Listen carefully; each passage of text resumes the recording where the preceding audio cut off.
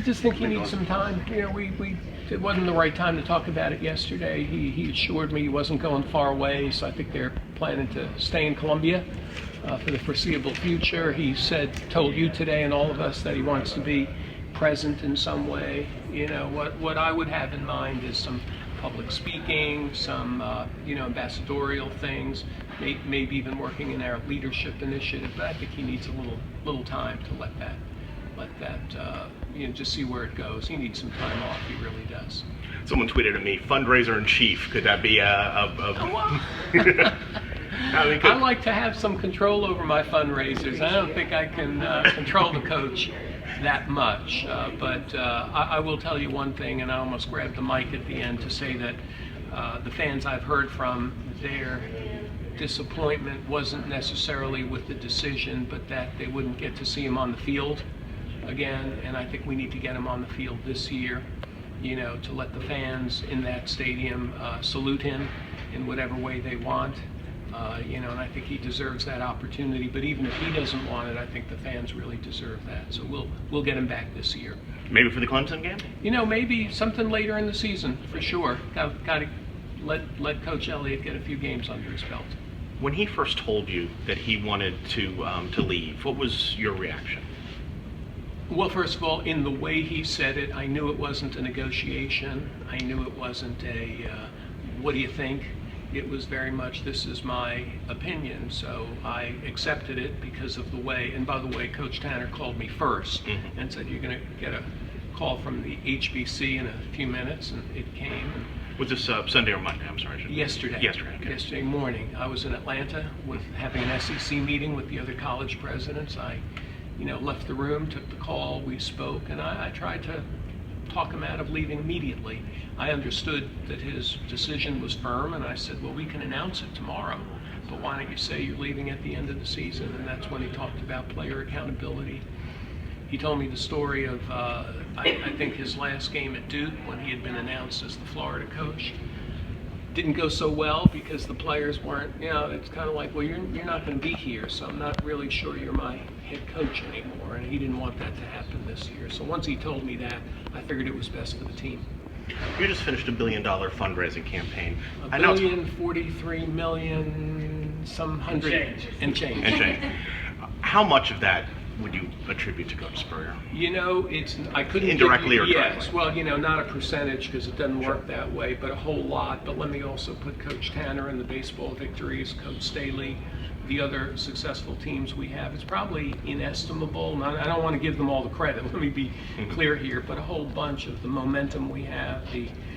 Swagger is a funny word. It seems like boastful, but I don't mean it that way. Self-confidence really came with athletics, but also academic rankings, the look and feel of the campus, the quality of our buildings, the togetherness. So, but I would certainly give Coach Spurrier a major pat on the back for that.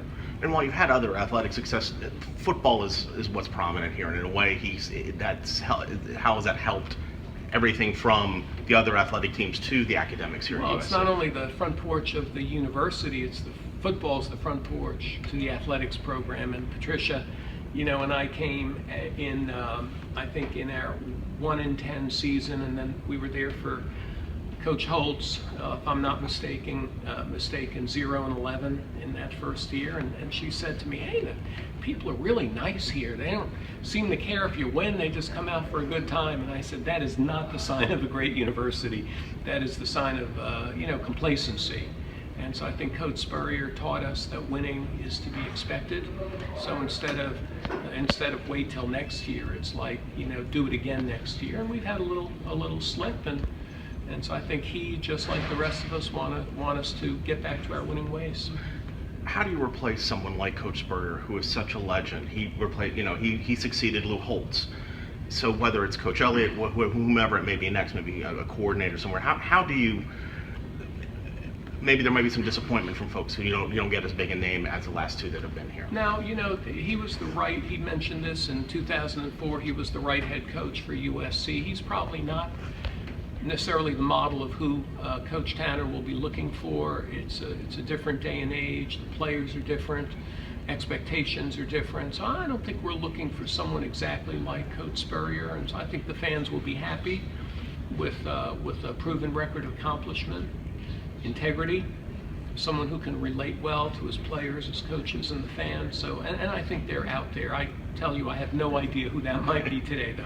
When you say different and how, like, what players expect, how is that different? When you say? Well, you know, I mean, well, like Coach Elliott is different, and I think that's going to be positive. You talk about energy level, yeah, age, talking or about the ability maybe to, you know, go into a recruit's kitchen or living room and talk to their family and be a little more contemporary with, you know, with their knowledge about contemporary events and social media and the cultural thing. But again, that doesn't necessarily make a great coach. But I think when I look around at great programs today, I see people who are able to relate to players and their families in that way. So I think Coach Tanner would look at that among many other things. What are some other attributes you would want in the next coach? I know it's Coach Tanner's Well, decision, I'll but when repeat integrity and ethics. You know, Right. we want to only play the game the right way, and we want to win as well. Somebody who, you know, the coach, I hope he wasn't misconstrued. He wasn't talking about finding someone who played here or lived here, but someone who can quickly become part of our community fabric. You know, so Patricia and I came from somewhere else, but by the time we were considered for the job here, we had put down roots, somebody who loves the place. I think that's very, very important. And then finally, being able to relate well to, as I said before, the team, the other coaches, and the broader community. I know you were asked this, but the idea of bringing in someone who can help with that fundraising, and it's not to say that Coach Elliott couldn't do that, but is there a little bit of when you consider that somebody who can, you know, help open some doors, open some checkbooks? No, I don't think so. I just don't think that's in the, you know, in the top 10 list of finding a coach. I mean, if they do a good job, you know, winning football games and playing by the rules with integrity, we're going to do great in fundraising. You had the rings, the football rings in front of you. Why was it important to have those rings, to show those rings? Well, I think when I occasionally encounter my predecessors, like Dr. Palms, I mean, he looks at the rings and, you know, kind of can't believe it. And so I count myself as a very lucky and fortunate person. I bring them, as I think you may know, to games. I've got, you know, basketball rings and baseball rings and women's soccer, but you know, they're important because because we're proud of it, and they came to us because of success, and so I put them out there because there's something that, you know, it's a point of pride for me, and I think for everybody. And finally, Coach Spurrier is leaving with sort of minimal controversy that maybe some other coaches go through, whether it's in recruiting or whether it's behavioral issues on the team. What does it mean that he went through his tenure here and he's leaving without any of these clouds that we sometimes see with other coaches? It's great. You know, sometimes you want to turn a page, but the page is sticky, or the page, you know, doesn't want to turn. In this case, he was, and let me give him credit again, he was so confirmed in his decision yesterday. He didn't call me with a request. He didn't call me with a negotiating platform. It was like, I've decided. And I think, as you saw today, to hand off to Coach Elliott, I'm excited about the game Saturday, to be honest with you. I want to win that game badly. I want to win every game in front of us badly. And I think, you know, that's how Coach Spurrier described it to me. He said, you get a new guy in there with some new energy and momentum, maybe we can have a great year, and that's what I'm looking forward to. President Thank you. Pastides, thank you for your time.